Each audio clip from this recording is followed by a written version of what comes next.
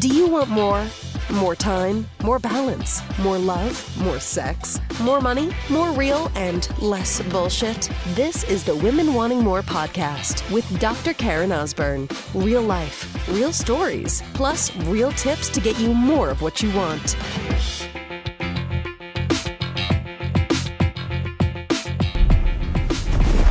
All right, sister, let's talk about marriage today. I don't know where this podcast is going to go. Typically, when I record the podcast, I simply will have like a title. I'm like, I'm going to talk about this, and then I just start speaking into it. So I'm going to speak into a conversation, and we'll see where this goes and figure out what we're going to call this episode. But the conversation I had with my husband last night, we had kind of a quick dinner before we headed out to a movie on our date night last night, and we were talking about like a lot of couples that we know that are either like breaking up or have broken up, or just their marriages, or just they're in trouble. A lot of the stuff that happens, I shouldn't say a lot of it, some of it is men who are cheating, and it's, my husband Ed is involved in with a group of men where, a lot of them, and they're very, bravely courageous, like tell the truth about it, right? Like, but the thing is there's a lot of marriages that have fallen apart from infidelity and that betrayal. And I know some marriages that have recovered after it, and like good on them, right? But we've talked about it, and we're like, man, like, how do you? Maybe we'll talk about this. How do you repair trust? And this is going to come from a place. Just so you know that like Ed and I, neither of us have ever cheated on each other, and that's just like, it doesn't even enter our consciousness, and it doesn't make me like some kind of a fucking saint or something. I'm just telling you, like, this is just the commitment. Like, it would be a line to me that would never be crossed, and for Ed it's the same. And it's like trust. How would you repair trust, right? So this is going to come from a standpoint of like, we haven't had that situation, so I can't speak into that. But what I can speak into is 25 years together, 18 years of marriage. And have there been times that we didn't trust each other? Not when it comes to like fidelity, someone's going to cheat, like not that, but just like, man, is he really going to follow through? Is she going to really do what she said that she was going to do? Can I trust with my feelings? Can I trust with my emotions? If I open up and I show you who I really am, can I trust that you will not judge me, that you will accept me, that you will tell me that it's still okay, I love you as you are?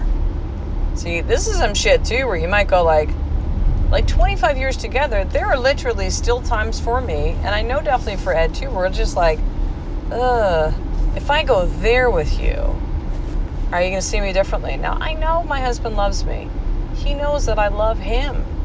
But it still doesn't mean that vulnerability, opening up and wondering if you can, like, truly let go, is that person going to keep that safe for you? Now, yes, we've moved past a lot of stuff that happened in the early years of our marriage to get to the place that we are in now. But you know what? Honestly, there's still a bit of an element of that, especially for me, where I'm just like stripping everything down from what I've kind of called my breakthrough.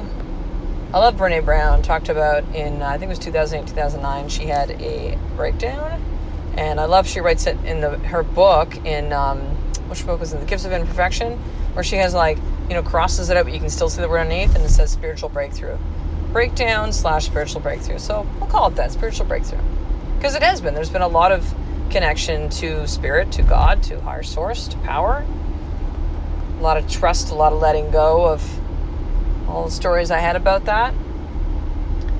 So trust, like what can you do to really repair trust? What are, how many times can you maybe allow someone to either like do certain things, say certain things, and then they don't show up that way until you just go, man, your word is mud.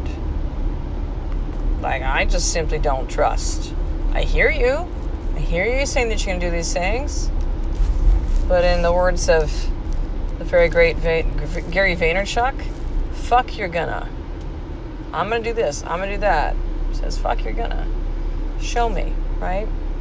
I think the way that trust is really repaired is time. It's time, right? And whether you're taking on, I would think one of the biggest challenges would be an infidelity, being cheated on, allowing that person to still stay within your life, because again, I've known, it's like until I met some couples that moved through one of them cheating, I thought, I'm just like, what kind of woman would let a man back in? That's like, you just want to take this punishment. Like, come on, he's a fucking cheater. Like, it's a no. You've crossed the line. Like, it's done. So I had a very kind of firm line as to my belief of how I saw that and how I thought of women who took their men back, who cheated on them. And then I met some women where that's been their situation. And I'm like, you know what? Honestly, who the hell am I number one, to judge? And I've seen them move past that. I'm sure it's still difficult at times. I'm sure it is. But how do you do that? Well, I can tell you for them and for any time that I've seen that trust has been betrayed, or one if it can be, is like, it takes time, right?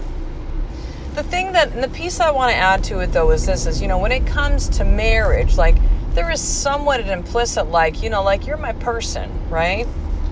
And if you don't feel that way, that you can actually trust him or her, then I think there's some major foundational work that's been missing here then.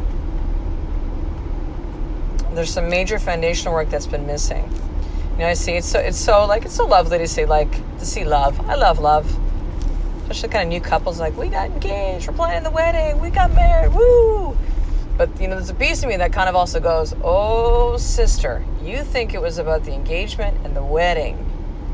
Yeah, this is where the work now begins.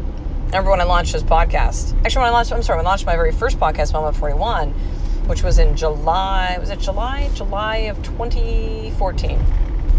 So 4 years ago.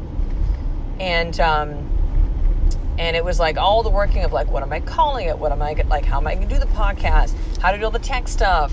What's the artwork look like all of these things, right?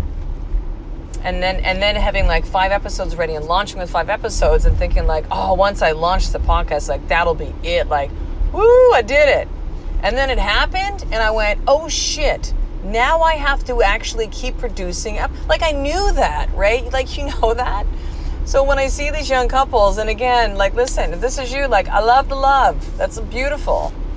But just know the work now begins. The work now begins and it continues. And will you stay in if there's been situations where trust has been betrayed? Will you open yourself up to that person? Marriage to me is such a sacred,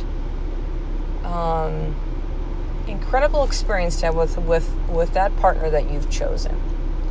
And, it saddens me how much that marriage is seen at times as disposable. Like, if that one doesn't work, let me just put that aside, throw it at like dirty underwear, and I'll just like go to the next one. And, a lot of those reasons why, not the only thing, but I shouldn't say a lot. That's a generalization. Some of the reasons for a lot of people of why that marriage relationship didn't work in the first place, well, they just bring to the next one unless they actually heal through that in some way.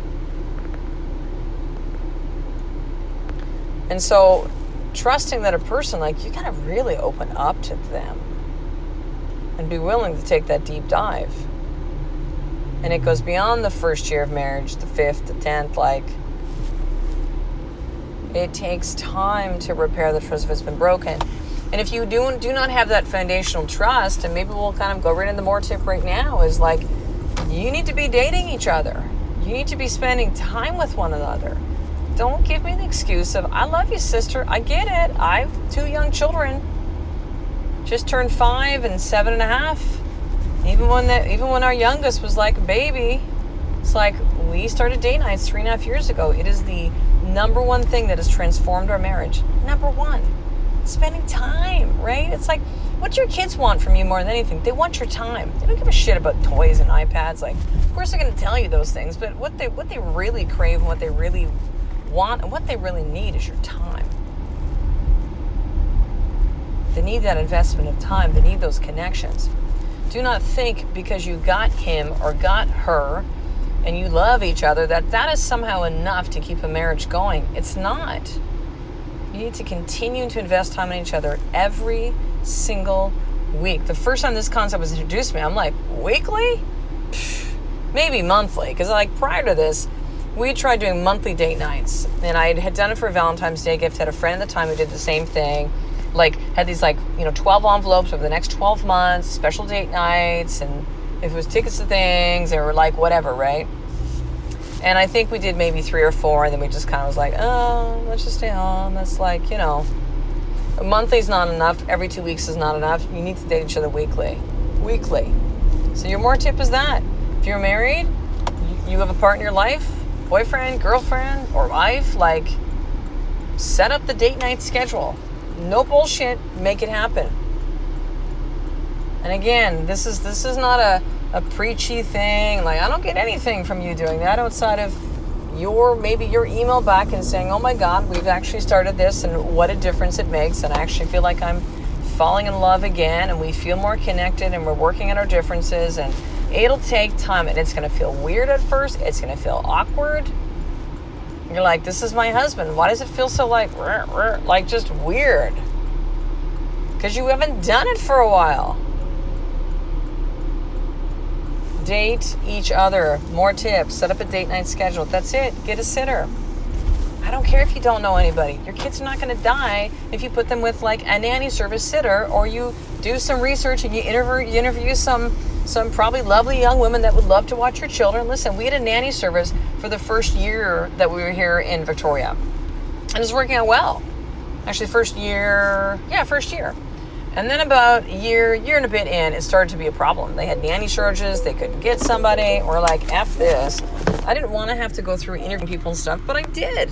And we found the most amazing young woman, Scarlett, who has babysitter our kids tons. She's even watched a couple of us we've gone on business trips or overnight date nights. Like, you just got to make this a priority. You want to learn how to trust each other?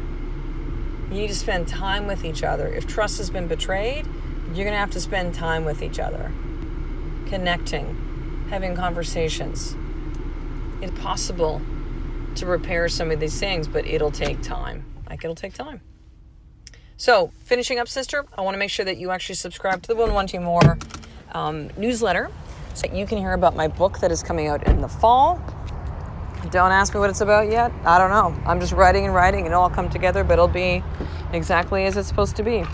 So head over to drkarenosborn.com/action guide. You can actually be part of the process as I'm putting everything together. And I'm also going to send you 3 amazing video trainings that'll teach you how to drop your stories, create new ones, and really remember who you are. And that's a big piece too of marriage and relationships, is really like knowing who you are, remembering who you are. So let me talk to you on the next episode, sister. A life of more is just one step away from you dating your husband. Not every single day, but every single week. And trusting and investing because your marriage matters. I love and appreciate you, sister.